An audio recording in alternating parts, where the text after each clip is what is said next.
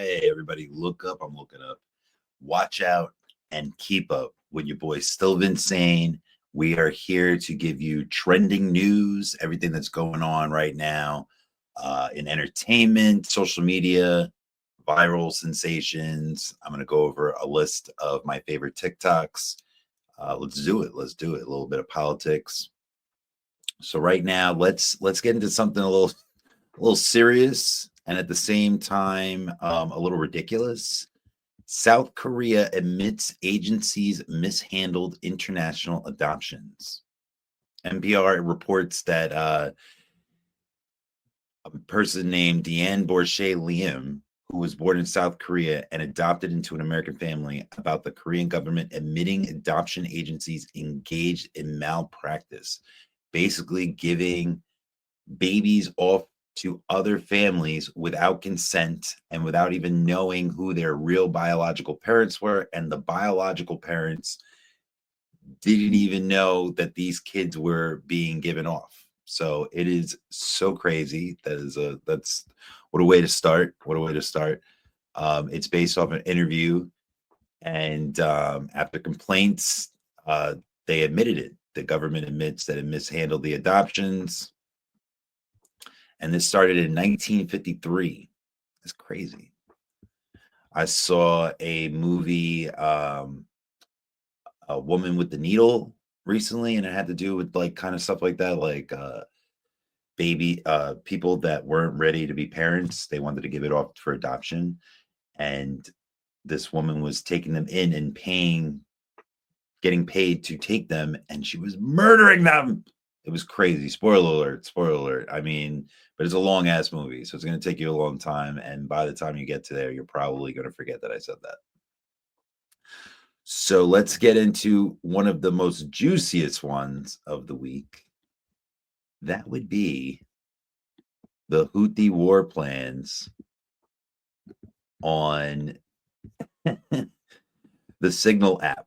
And so, if you don't know, Pete Hegseth, a known drunk alcoholic, and I know that's going to seem very leftist of me to say that, and it's true. It's true. I do not like Pete Hegseth.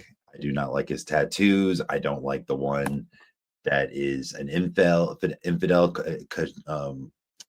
kashir, I believe, and it means basically a rejection of anything Muslim. I don't like his crusade tattoos. I don't like that he is a drunkard. That doesn't mean that you should never, ever have a dope job just because you were an alcoholic or a recovering addict. I just don't think that's appropriate for the Pentagon. But those are just my opinions. But it doesn't even matter. I said but twice. It doesn't even matter because he might disqualify himself. I'm not guaranteeing this, but someone's going to get fired. It's either Mike Walls or him. So let's give you a breakdown. There's this app that's encrypted just like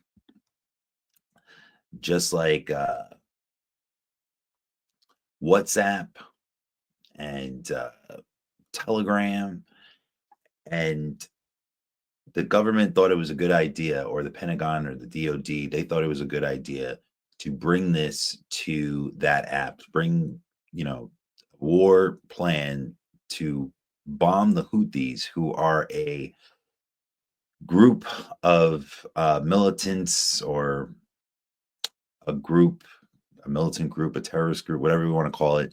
They have been bombing through the Suez Canal because of in support of the Palestinians that are being bombed in Gaza. So to protest that against Israel, they have been pretty much sabotaging that whole operation. And the U.S. is obviously the number one ally. And there are other places like Europe that benefit off of the Suez Canal. So in the text, they have J.D. Vance, and I'm not even doing this in the right order probably. It's just what I remember. J.D. Vance said that, he doesn't like letting Europe off the hook. our Secretary of Defense. That was our Vice President, J.D. Vance, the one with the eyeliner.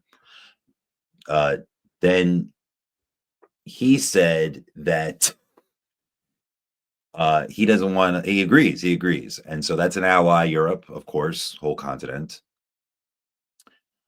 Throughout the conversation, they gave a lot of details of like how they would bomb the Houthis. It not supposed, I was about to air quote it. It was successful. I mean, that's what it was. It doesn't mean that I agree with what they did.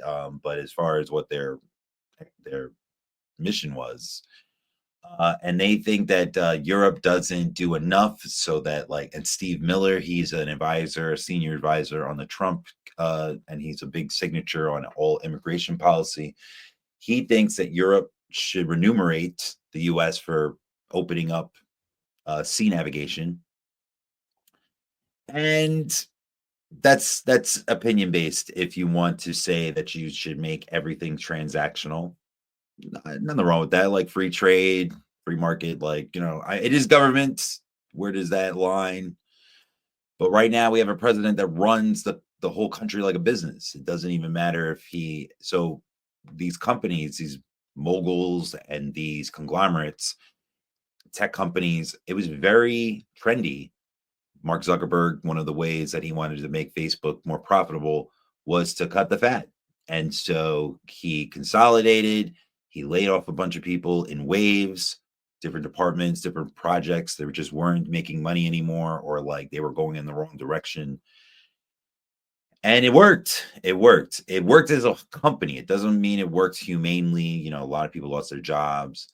I know the unemployment rate is low, and it's low. It's probably gonna go a little bit higher. I don't know, like if it's gonna be astronomically higher. It's been historically low. It's been under 5% for a long time, especially since the pandemic and the 2008 Wall Street crash.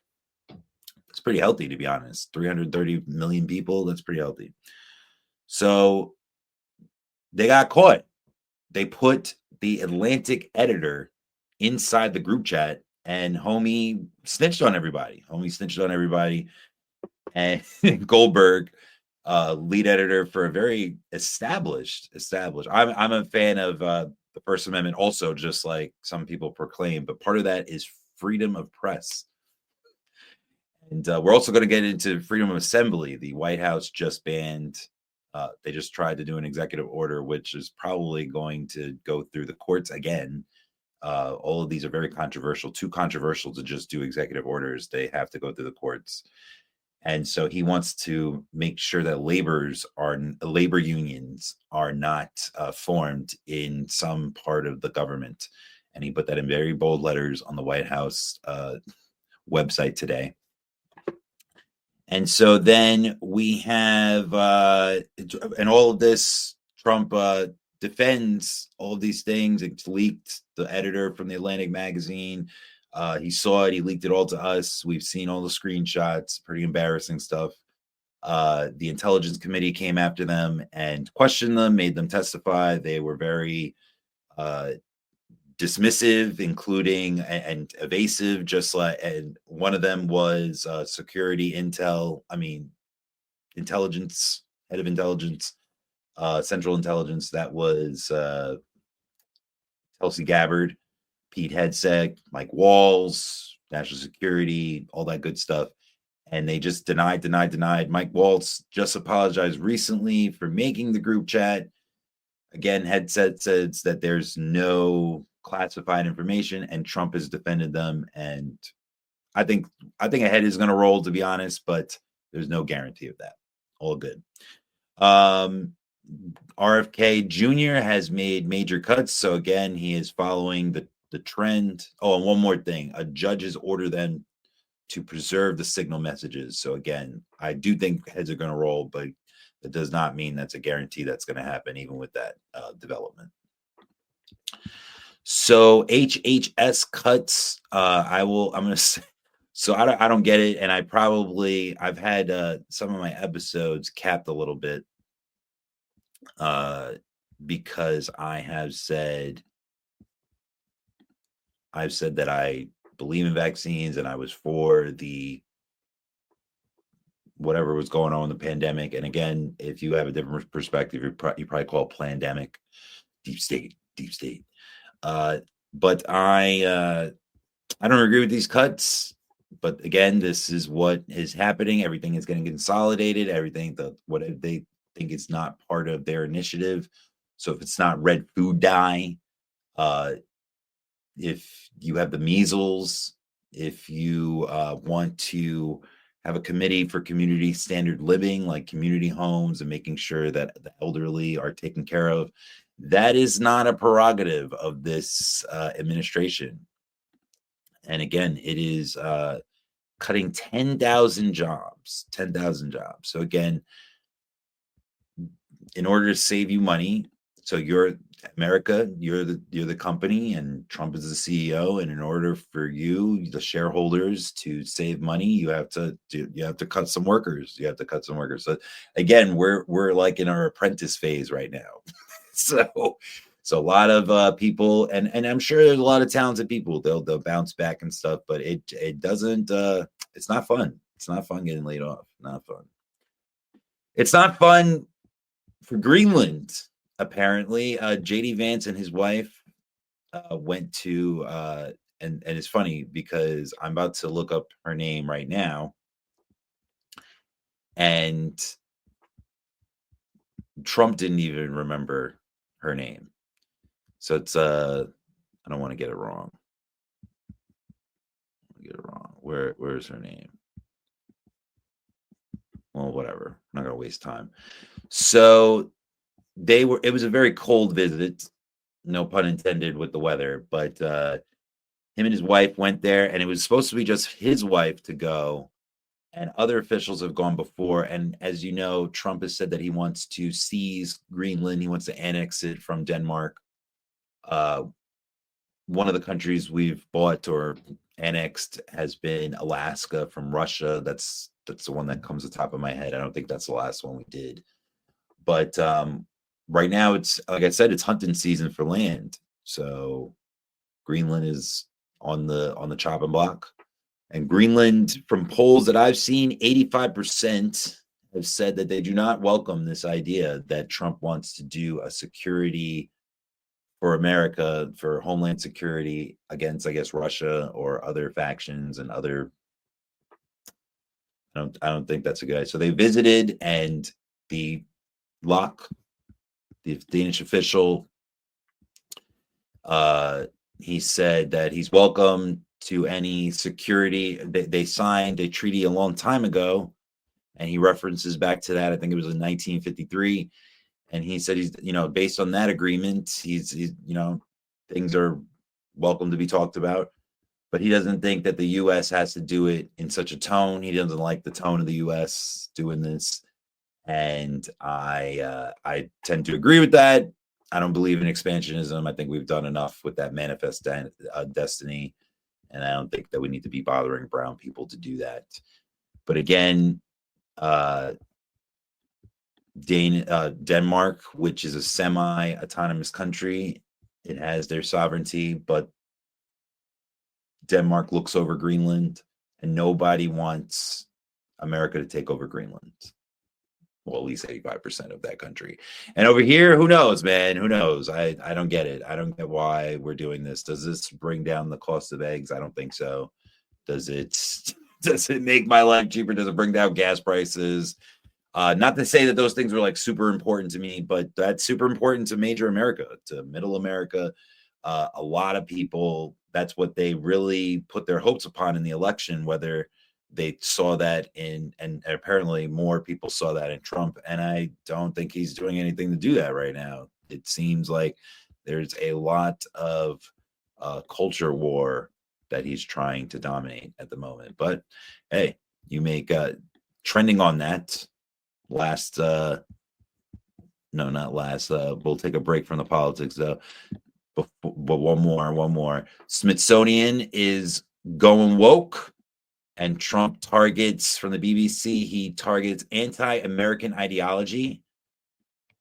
He wants to sign an executive order targeting the Smithsonian Institution, which operates more than 20 museums and research centers visited by millions yearly in Washington, D.C. and New York City. He orders and directs the vice president to eliminate improper, divisive, or anti-American ideology from the Institute's museums, centers, and national zoo. I don't even know what the zoo would have to do with DEI. The zebra, you in trouble, bro. You too diverse. You too diverse. Too much black and white going on. Too much of that. But anyway, he would like to restore truth and sanity to the American history. J.D. Vance, who became a member of the Smithsonian Board of Regents, he just got a promotion due to his position in government, will lead the purge. This is really sad for me personally because I have not been to the African American Museum in the Smithsonian. And I just found out recently through a podcast that 60%, it's probably an NPR podcast, 60% of the funding of that Smithsonian is funded by the government. So we don't know what this gutting is going to do to it. And supposedly it was very in depth. And I don't think that we run away from that type of history, but this administration disagrees. They would like to smooth out the edges of anything that depicts them of an imperialist. In a bad way. I don't think this country shies away from being imperialist, but I think when it comes to being like the evil empire in Star Wars, I definitely think that we try really hard to scrub that out as much as we can. I know one of his favorite presidents, probably his favorite president, to be honest, is Andrew Jackson. And he led the Trail of Tears. So, but depending on where you are in history, some people believe in colonialism. One of my friends, Josh, he's a super into it. Like if what's her name from Wakanda said colonizer to him, he would beat his chest and be like, he thinks that like colonialism civilized the world. He thinks that like it was a means to an end. And I totally disagree with that. But that's what some people feel. Let's get into some entertainment. Wendy Williams. This is a little Britney Spears. She is going through a conservatorship, and they were talking about her on The View, and she wanted to get her point across and that she wants to end this conservatorship. That's why I said it's like Britney Spears. Conservatorships has been happening for a while, especially for elderly people, but like now it has been now because of a movie with Rosamund Pike and because of a lot of young people like Britney Spears. She's relatively young for someone to have conservatorship on it. Wendy Williams, she had a lot of alcohol abuse, so a lot of people thought that like some of her faculties, and I believe she has relatives looking out for her right now. Let's actually look that up a little bit. Let's not just get off the top of our heads. So, Wendy Williams, how you doing? She's 60 years old. Let's go to Yahoo. Yahoo's pretty good. She can't wait to get her story out as she awaits jury trial. She's itching to tell us. The former television show host, WBLS. Where's she been? She's been Hot 97. She's been all over the place. She's a radio icon. And she also wants the jury to decide her fate. A jury is taking place after additional testing from an independent neurologist. I just heard someone talk about hand surgery, and he brought up a neurologist. Maybe I'm stupid, maybe like because of nerve damage, but I thought that was a microsurgeon. Who knows? But shout out to Wendy Williams. Like I said, she's one of my radio icons. I tried reading her or listening to her audiobook, and it was basically kind of like this show, to be honest. It was like just remembering things that happened in history and kind of being like, I told you so. So like with her, and this is way before the Diddy allegations, but she had personal allegations against him and a big history calling him gay and all that kind of stuff, basically alluding to things that happened. She's like Wendy Williams, Nostradamus over here. So the same thing with R. Kelly, Michael Jackson. So it got like really boring. I thought she was going to get more into her personal life. If you really want to hear more of her personal life, right? Get juicy gossip. You read Charlemagne the God, who was one of her mentees and a former co-host and colleague. He tells more dirt about her, to be honest. And Angie Martinez, the radio icon from Hot 97, and now she's on Power 105. She made the switch a while ago. That was a big deal, free agent signing. Shout out to her and shout out to Wendy Williams. I hope that, if I don't believe in that. I did at first. I'm not gonna lie. I was about to like go off as if I like believed in this forever. I did not. I personally think there's a lot of people on Britney Spears' payroll, so I'm pretty sure the same thing with Wendy Williams. So I used to believe that there is a personal responsibility for that, but you can't bleed the woman dry. And if she's not performing anymore, if she is not under contract anywhere, she can't bring home the bacon. And hey, thanks, Oscar. Happy Sunday, brother. So hey, I don't know all the facts of the case, but I don't want any conservatorship on me. And at first, like I said, I was more on the side of people that were relying on that income. And just because you go crazy, but again, back to the CEO lens, Britney Spears, Wendy Williams, they are the CEO of their bodies and their estate. And I don't believe anybody should be able to do that. I would like people to protect their money. If I went crazy, I would want someone to stop me from draining my swamp of money. Like, if I'm Scrooge McDuck, thank you, Oscar. Oscar said that if I get mentally impaired, that he will save me from squandering my $33 I have of net worth. So I appreciate that, Oscar. That was lovely. That was lovely. So let's move on. Let's get serious once again. ICE picks up a Tufts student. She was a protester for one of the negotiators actually on campus on Tufts to divest from Israeli companies or IDF backed companies. And they came up to her like crazy. They came up to her. Thanks, Oscar. They came up to her while she was breaking fast. It's Eid Mubarak today, iftar dinner, whatever you're doing. I'm probably butchering it right now. I'm not Muslim. I'm sorry, but I respect you guys. You guys are amazing. My dad is breaking fast, and he is. We're doing Eid tonight, getting him back on track with eating with us. And so she was breaking fast, and she brokered negotiations, and now the U.S. immigration system. Mark Rubio just made a video recently. It was pretty logical if you're on his side, but like I'm not. I don't like what he's doing. I don't. It's not that I don't. It's not that I disagree with legal immigration. I definitely do. I just don't like making it to a sport and a big deal.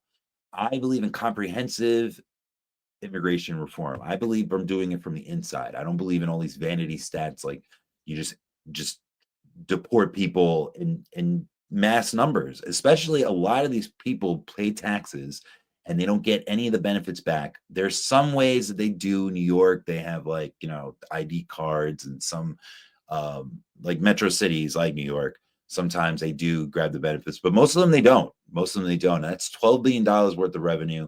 And as a matter of fact, Florida just is trying to pass a law to bring some child labor back to make up for the deficit that immigrants make in the labor force. So it's crazy. It's crazy. So with ICE and Tufts, she was part of that movement, and they detained her and they sent her over to Louisiana. Another one going to Louisiana, and the courts blocked it from her getting deported officially. Where was she getting deported? I'm so sorry. Turkey. And she's fighting it. She's fighting it. There's a Chinese immigrant that just blocked the deportation, or sued to block a deportation. So right now that's on pause too. That's part of that injunction wave that is going on right now.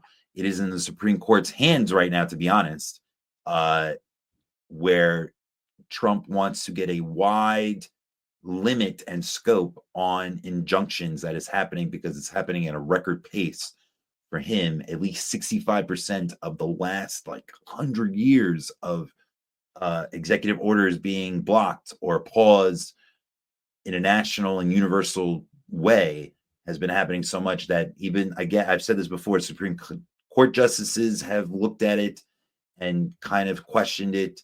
Other administrations, including the Obama administration, they have questioned it. So there might be a change coming with that. And hopefully it's not on his side. But if it was, it would not just help his side, it would help both. But I feel sorry for her. I hope she wins out. And yeah, no, I'm not. I hate ICE, to be honest. I'm not a fan of ICE. Even though I believe in illegal, but again, I believe in comprehensive. I believe in making more judges that will help that immigration process. I believe to kind of lower down the limit on it is very hard. I know some people that go 20 years without becoming before they become a citizen. I don't think it should be that hard. Personally, a lot of people disagree, including people that are citizens, naturalized. I am a natural citizen, but people that are naturalized, they disagree with me. They think that there should be a high standard. And but I look at it from the point of view that, like, we invented the word jackal. We decentralize a lot of governments and create these vacuums, and we wonder why there's so many swaths of people that want to come here. So I believe it's mostly our fault. So I do think that we should harbor them if we're going to be that kind of force. But whatever. Moving on. Let's get into some entertainment. Sundance is moving to Colorado. I like that move. Sorry, Mormons. You guys are not going to have the Sundance Film Festival anymore. It's going to move to Boulder, Colorado. I have been to Boulder, Colorado. That is considered a college town, and I think that it's a mix of a small town and a college town. And so it's got a lot of, so for instance, whenever there's a college town, there's a lot of arts, there's a lot of concert halls, there's a lot of bars, really like gastropubs and stuff like that to accommodate that kind of crowd. And so I think that is a great idea. I have never been to the Sundance Film Festival, so a little ignorance on my part when I say this. Park City, Utah, I've heard it's really beautiful. But again, I think, like, with the drinking and the tobacco laws that they have over there, it's a little stringent. That's what I'm guessing from what I'm inferring from reading these articles. NBC News reported on this and others. So in 2027, after 40 years in Park City, Utah, it will be moving to Boulder, Colorado. And it's where a lot of films get the thumbs up before they get into award season and get bought up by distributors. And I'm a big fan of that festival. Well, one day I have to go. So it sucks that I haven't been to the Utah one, but one day maybe I will go to the one in Boulder, Colorado. I love Colorado. All good. Moving on, we have, I found this pretty fascinating, to be honest. Who votes the most in New York City? So let's do that. I don't and spoiler alert, Queens is near the top. So who votes the most in New York City? No, I don't want this spam. We have exclusive data. And it says that Manhattan has the highest voter turnout, and it's normally blue. Bronx came out last. Brooklyn came out second, and Queens came out third. So I'm a big believer in voting. I believe that it should be mandatory, to be honest. Right? Send a little socialist, send a little communist, Vince. Get your little Marxist shit in check. But I do believe that everybody should be voting, and it's cool to see. So it's like around 20-something% of each, and that is the national average. I find that a little sad, but it's cool to know that Queens is not at the bottom. Bronx, get your shit together. A little bit of music news. Jelly Roll's daughter. That's not the headline. It's actually his ex-wife. She went into rehab, and they arrested her in front of the daughter, I believe. Let's look that up.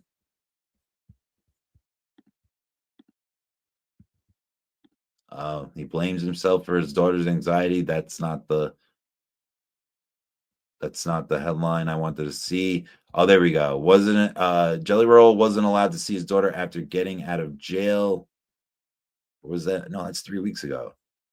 Oh, broke up. There we go.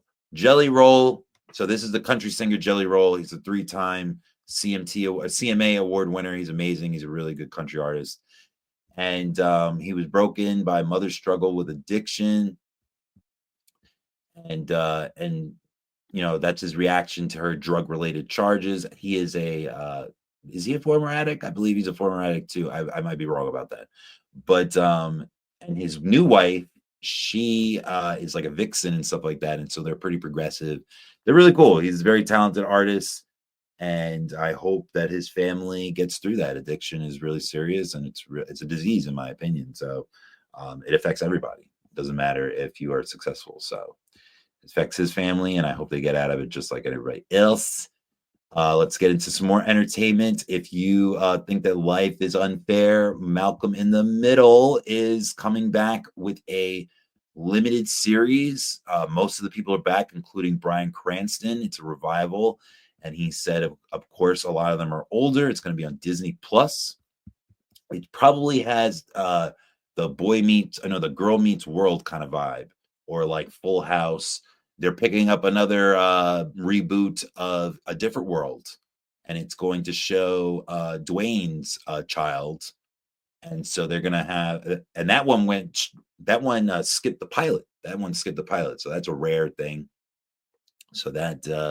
So all these reboots are just very, very popular right now. And Malcolm in the Middle is one of them.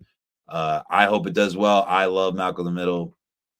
Shout out to Soy Sauce, one of my favorite TikToks. We'll get into that soon.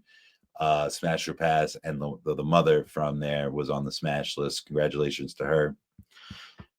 I went to, where the fuck did I go? I went to a Brooklyn Football Club game, and it was dope. It was really cold. I love women's soccer.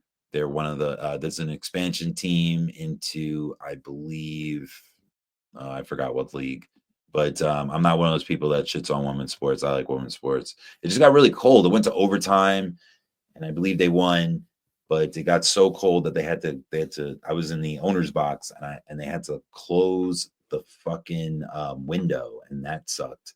I met some really cool people. Shout out to Malcolm. Shout out to Tiffany for bringing me. It was amazing. It was very fun. All right, we went over those. Oh, I have to say something. Shout out to my friend Samantha. She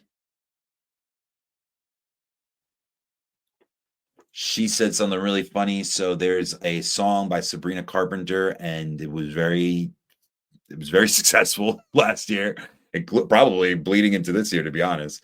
It's called Espresso, and and I don't have the music rights, so I'm not gonna put it up. I used to do that. A lot of episodes got flagged for that. She is super fine. She is another person from that show, Girl Meets World. She's cool. She's really awesome, and she's so gifted. She used to go out with Barry Keogh also, until supposedly or allegedly that he cheated on her with a younger TikTok star. But anyway, back to her. One of my friends, Samantha, she put up a meme, and it said, "It's not espresso, it is espresso," and she put an acronym, "For the Love of God." So shout out to Samantha for put me on that. That was hilarious. I love acronyms. We know that on this show, where we make fun of cliches. And a big cliche is acronyms, or the overuse of acronyms. But that one was fantastic. For the Love of God. Flog. Perfect. Chef's kiss. I love it. But anyway, let's move on. This one is serious. No Other Land. Bilal, one of the creators of the Academy Award winning documentary. Very sad. He's a Palestinian co-director. It was a bipartisan endeavor with Israeli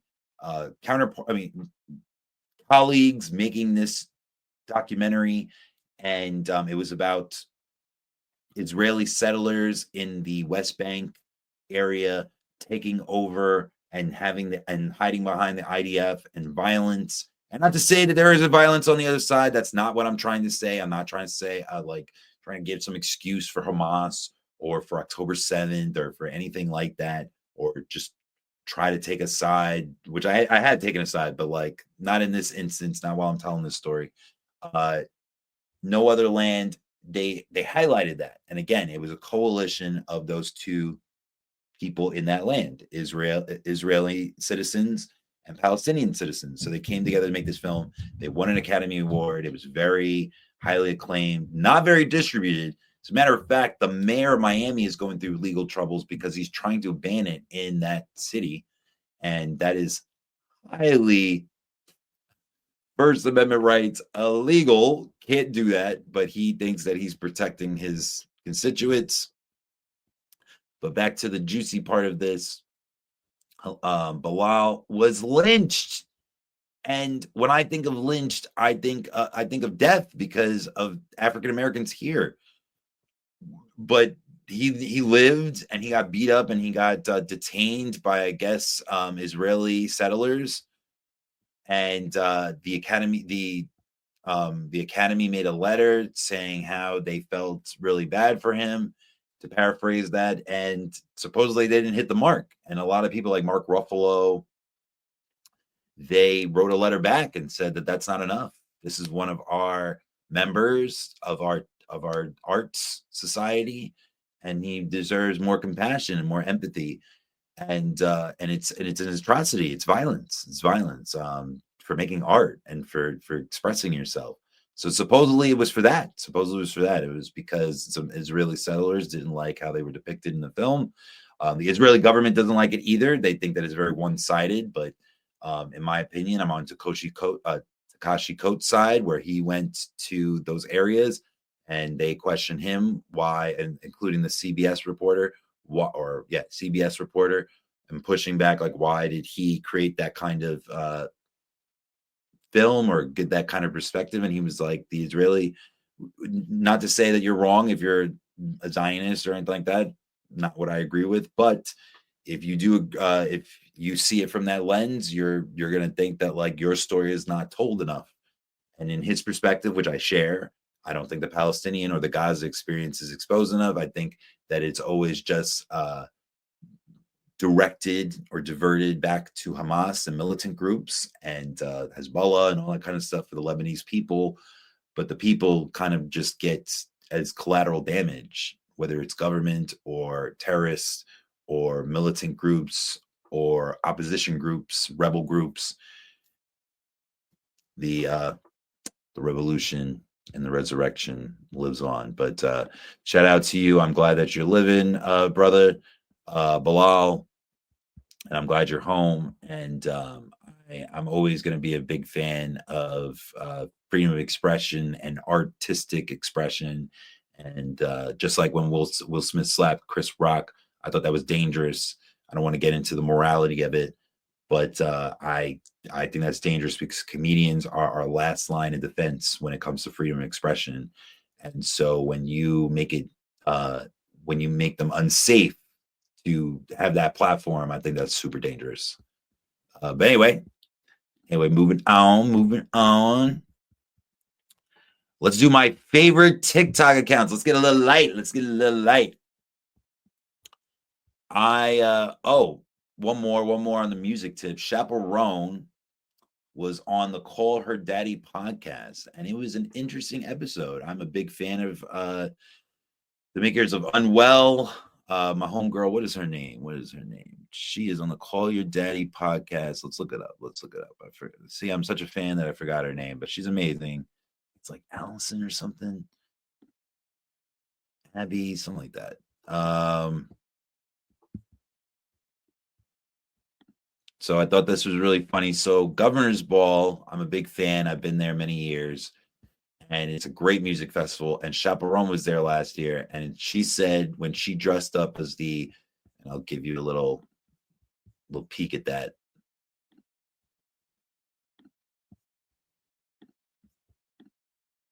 So Chaperone was on the Call Her Daddy podcast, and she said that she had to get rid of the body paint and spread her cheeks. And as a perv like the rest of us, I thought that was amazing. Even though I am not on her menu, she is she loves to claim that she is a lesbian. She likes women at the moment. She talks a lot about dating women in the podcast and in her music. She also said it took coconut oil and a literal kitchen sponge. And as you can see, it was a great outfit, but she was really committed, smoking a J through the apple, the big apple. I thought it was genius. I thought it was and as a fan of Governor's Ball, I thought that she killed it. Oh, that's right. This rear is Olivia Rodrigo. I don't think it's as strong as a lineup as last year. Renee Rapp. There was a lot of people that were really awesome. Chaperone, Ceza, but I do like Olivia Rodrigo a lot. She's really dope. So I might go this year. T-Pain is supposed to be there. My cousin is really into that, and I like T-Pain also. But yeah, shout out Oscar. Yeah, Olivia Rodrigo is she's really gifted. Shout out to Daniel Negron. I think that's his name, Negro or Negron. He just signed he just got his record label or his production label. He is the songwriter for Chaperone, for Taylor Swift, for Olivia Rodrigo, and he's a huge producer, huge writer. And so shout out to him. He just got his let's see, Daniel. I'm sure there we go, Negro. Or Negro, right? His name is wild. It's wild. Pause on the Negro. It's probably Negro, something like that. I don't know. But anyway, he's a super producer, and his record label just got done, absorbed into a partnership with Universal, his amusement record. So he's huge on the scene. But anyway, Chaperone, shout out to her Green Cheeks, and shout out to her new music, The Giver. I really like her a lot. Let's move on. But anyway, back to my favorite TikToks right now. It is Nick, the young lawyer. He plays along with his wife, Simply G. I think she's kind of cute. He's a young lawyer, and he's always making fun of her on the couch. And they do house reclamation projects. President Bush. That's one of my favorite ones. So this one's going to make me look like a super perv. She gives Bush auras. She is the lead singer of a band called Stammer. And I love that. She's double dipping in the entertainment, and it is getting notoriety for her from her TikTok. That's great marketing. So she talks about other people's bushes. She says if you have a trim, if you have like a full-on bush, or you have a landing strip, or if you have it neatly tight, or if you have a man bun, a mohawk, dreads, if you're able to braid it. She talks about people's bushes. She one time said that one of them, an example, she said that Kamala Harris had a bush, but she had a silk press, I thought that was hilarious. I watch it all the time. She talks about other crazy things. She says that she's on Adderall, and she's always doing it from the bathroom pretty much. And she is very progressive with her views. I like her a lot. Next one is the Shoy Show. Shoy Show. That's my homie. That is Bashoy. That's someone that I want to engage with. I engage with his content a lot. He's really talented. He's really smart.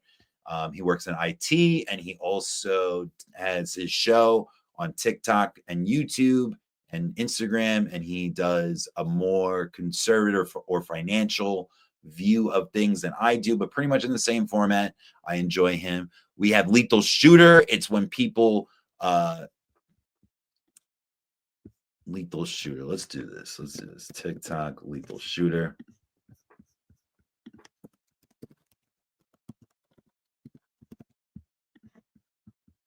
And he's like, you gonna learn. Let's see if this works. Okay, it does. So we can check out one. There's no copyright on this. Let's do it.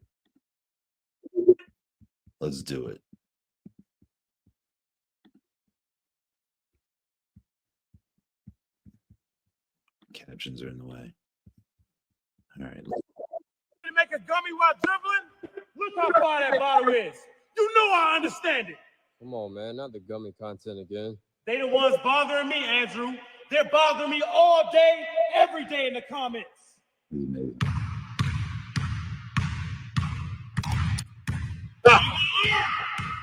I learned. You're looking at the point guard.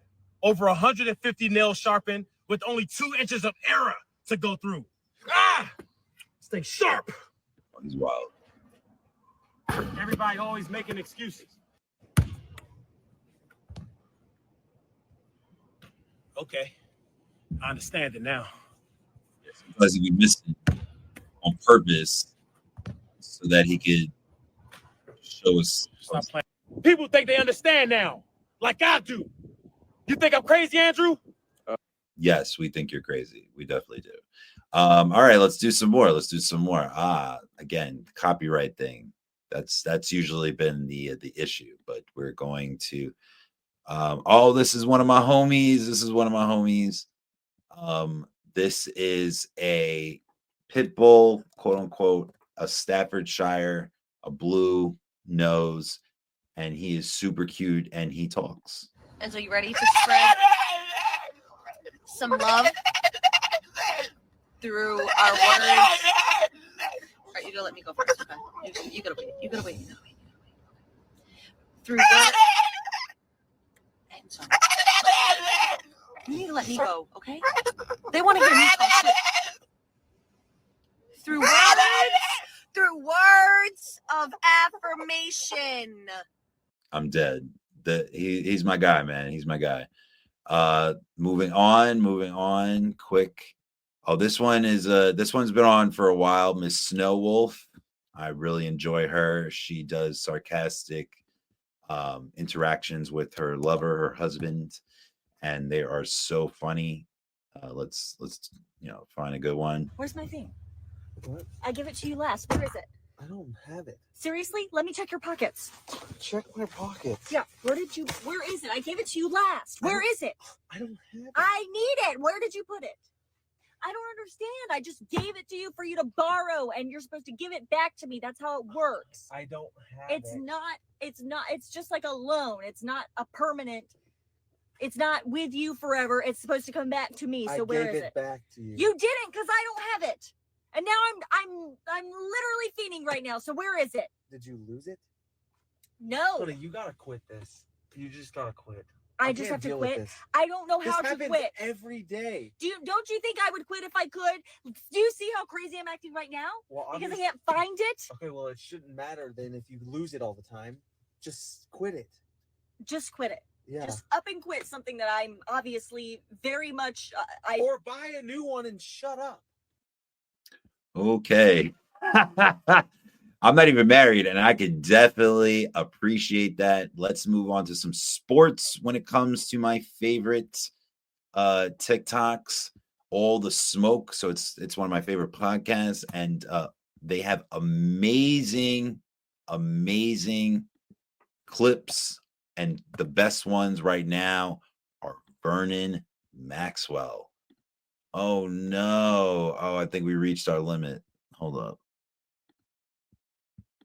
Well, I have TikTok, so I don't know why.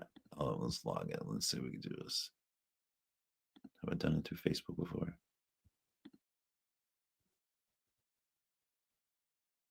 Oh, we're in luck. Let's do it. Logged in. Vernon Maxwell videos. So Vernon Maxwell,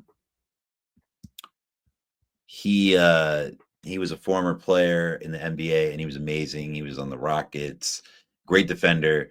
So he goes on All the Smoke, which is with Matt Barnes and Steven Jackson, also former players. And now he is a co-host on the show because of how successful these clips and the podcast episodes did. And he's Mad Max talking about Petrovic from the Nets. RIP to him. He died in a car crash. Yeah, man, I'm trying to tell you, that motherfucker give me nightmares. Give me two of the most underrated players you played against. Shit, probably Drazen Petrovic. Never seen nothing like it before. I'd rather guard motherfucking Black Jesus, Michael Jordan, really, than guard that motherfucker. That's how bad it was for me and that motherfucker. This motherfucker used to give me buckets. I used to be so frustrated. I couldn't stop this motherfucker.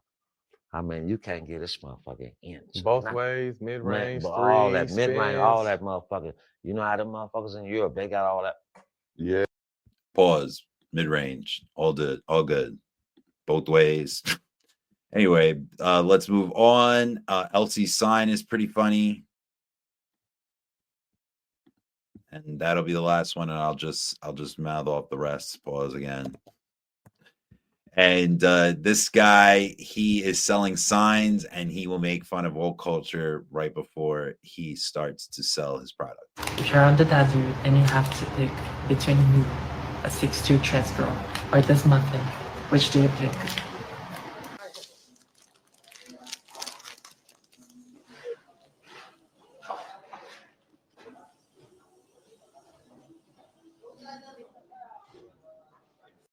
Whether he has these views or not are irrelevant, in my opinion.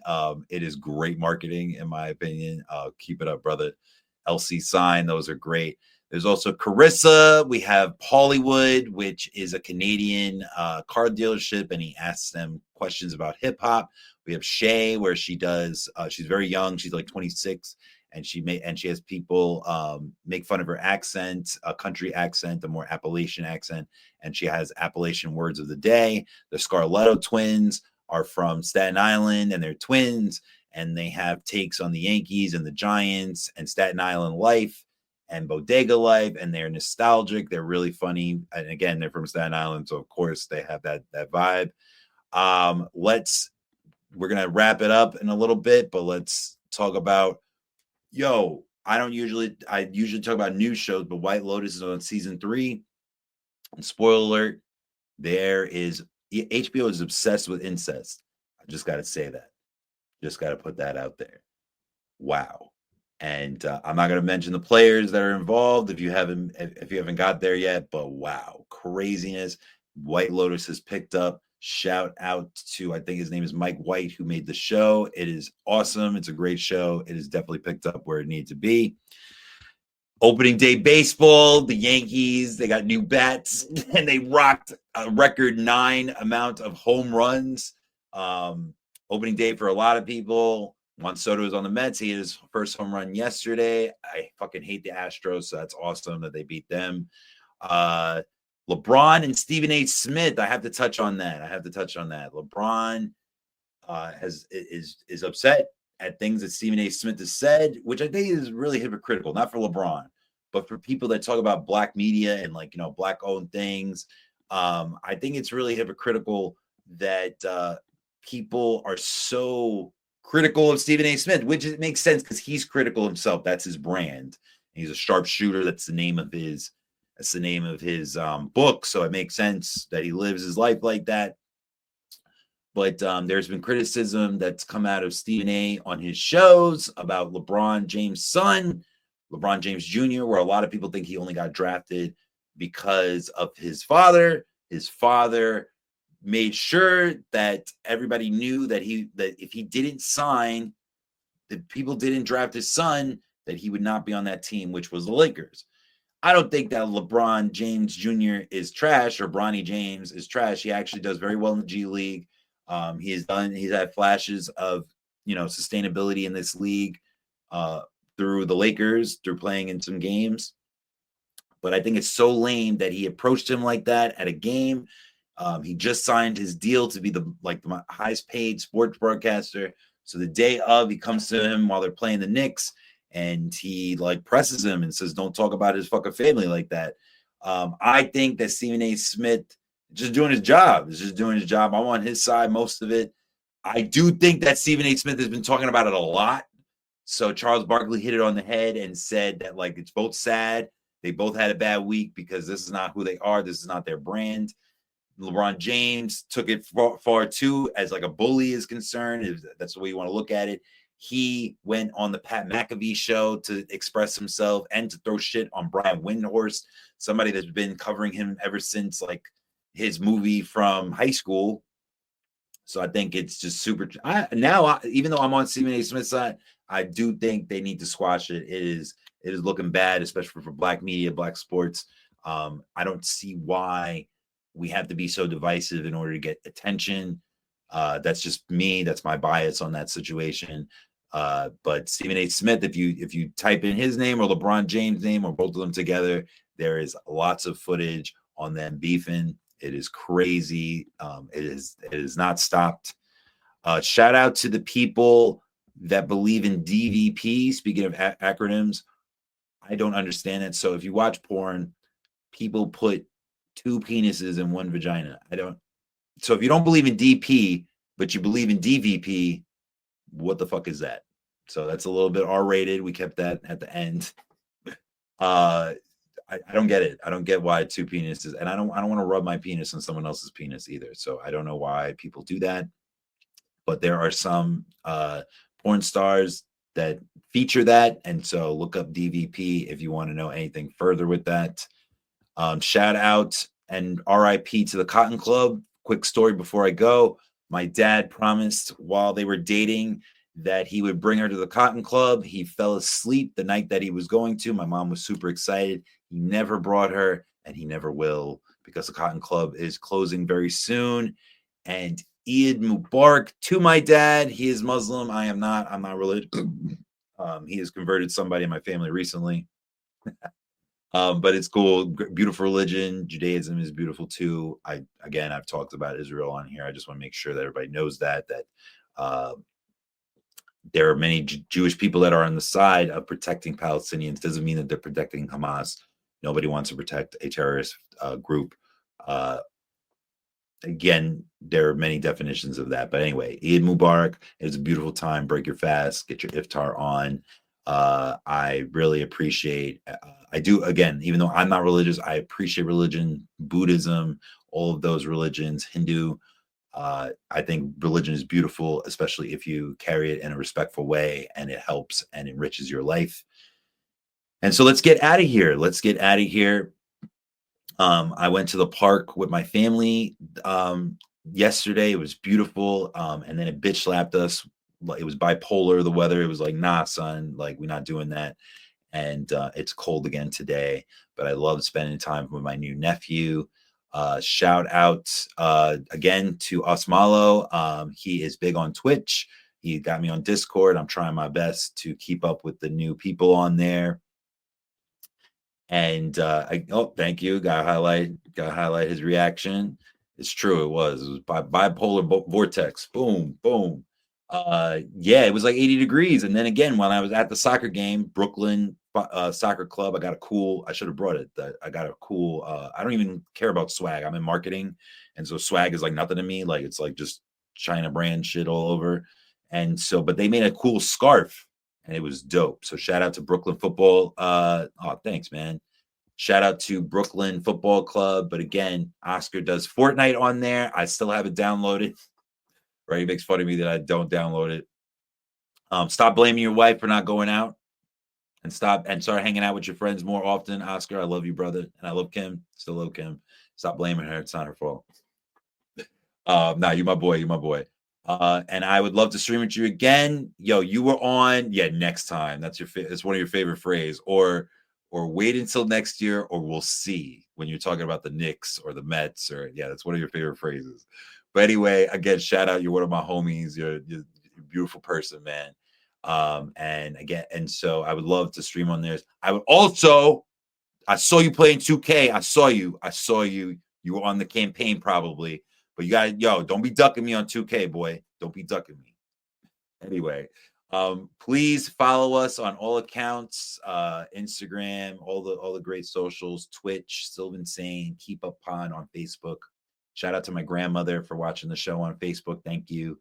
And you can support the show financially. There's independent media. I have a Patreon.